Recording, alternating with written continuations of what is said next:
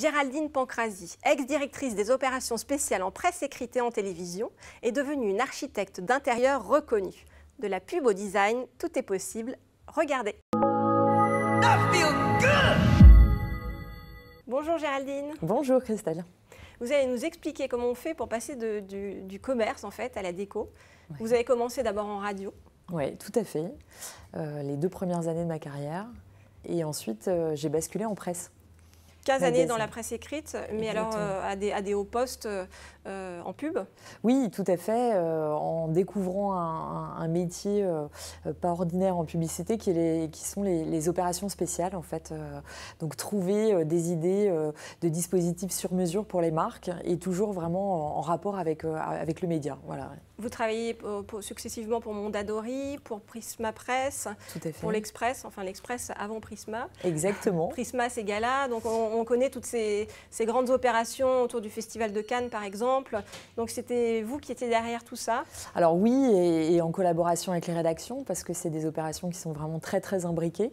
Mais effectivement, Gala et Cannes, c'est un bon exemple, avec des marques comme L'Oréal, où effectivement elles sont très présentes sur le festival, au travers des égéries. Donc voilà, on raconte la vie des stars, mais tout en les intégrant très bien dans les supports et en mettant en avant les marques. Donc ça a été effectivement mon métier pendant quelques années.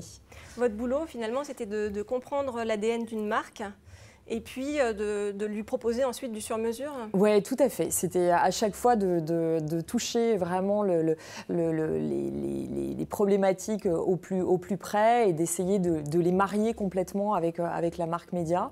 Donc voilà, sur Gala, le Festival de Cannes, ça a du sens. Géo, le voyage, voilà, Capital et l'industrie automobile, par exemple. Donc à chaque fois, le mariage idéal, en fait. C'était ça, effectivement. Vous faisiez ça ensuite pour TF1 également, où vous avez été directrice des opérations spéciales de TF1 Live? Oui, alors pour quelques mois uniquement, mais effectivement, j'ai eu l'occasion d'appréhender l'univers de la télé au travers des grandes émissions, du sponsoring, donc en essayant aussi de trouver des synergies pour les marques. Vous dites quelques mois parce qu'en fait, au bout d'un moment, trop de pression, trop de responsabilités, Ouais. et là, qu'est-ce qui se Oui, passe? tout à fait. Bah, effectivement, Envie de changer. Une envie de changement au fur et à mesure des années, des équipes qui grossissent, des responsabilités aussi qui grandissent, et l'envie de basculer vers autre chose, de sentir qu'on a envie de plus d'autonomie et surtout de plus de liberté pour enfin produire et peut-être retrouver aussi le goût du terrain, parce qu'en étant à des postes un peu haut placés, on s'éloigne du faire, et j'avais envie de retrouver le goût de faire moi-même. Donc voilà. Vous l'avez retrouvé en faisant d'abord un programme qui s'appelle Switch Collective, qui est très intéressant, parce que ça permet en fait de revenir sur ses aptitudes, sur ses envies profondes. Oui, tout à fait. C'est un programme qui se déroule en 6 semaines et qui vous permet vraiment de poser les bases à la fois de vos aptitudes, mais de venir les matcher avec des envies. Et ça a été vraiment un tournant, je dirais, dans ma réflexion.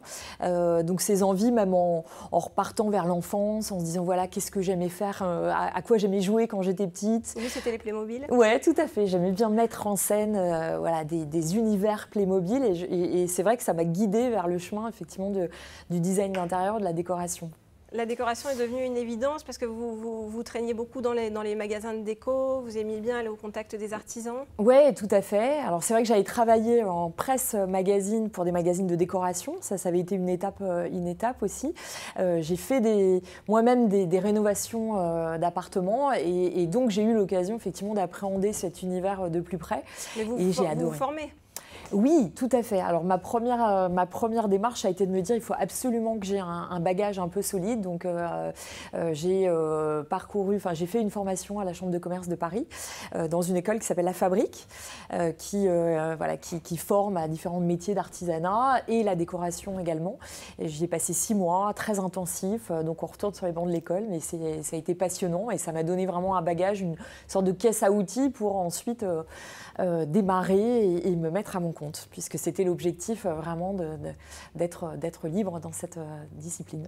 Finalement, c'est les mêmes qualités que vous utilisez que dans votre métier précédent, la curiosité, l'écoute? Oui, tout à fait. Ça démarre par effectivement une rencontre avec un client qui a des besoins, qui a une façon de vivre. Alors moi, je m'adresse surtout aux professionnels, donc aux entreprises. Donc c'est savoir comment les équipes travaillent, quels sont leurs besoins de calme, de convivialité, etc. Donc j'essaie vraiment d'appréhender tout ça en profondeur. Et puis après, c'est chercher des sources d'inspiration. Donc aujourd'hui, c'est vrai qu'on a une palette infinie. Là, je sors d'un salon sur l'espace de travail, donc qui m'a permis aussi d'aller m'inspirer.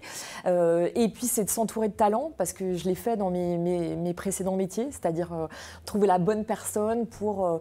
alors, dans mon précédent métier, c'était un photographe, c'était un journaliste, etc. Et là, c'est un poseur de peinture à la chaux, c'est quelqu'un qui va me faire telle et telle chose, mais effectivement, d'avoir une bonne équipe autour de soi. Donc, c'est vrai que je retrouve beaucoup de similitudes avec mon ancien métier, en fait. Vous avez créé Studio PK. Alors, quels sont les conseils pour ceux qui veulent changer de vie, finalement ?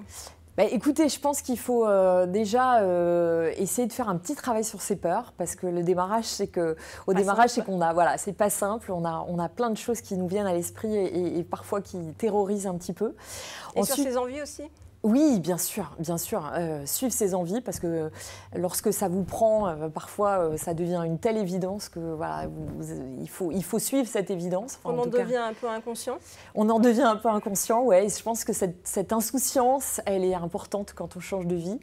Et puis je crois qu'il faut partager avec ses proches, parce que c'est vraiment un projet de vie, un projet de vie de famille aussi.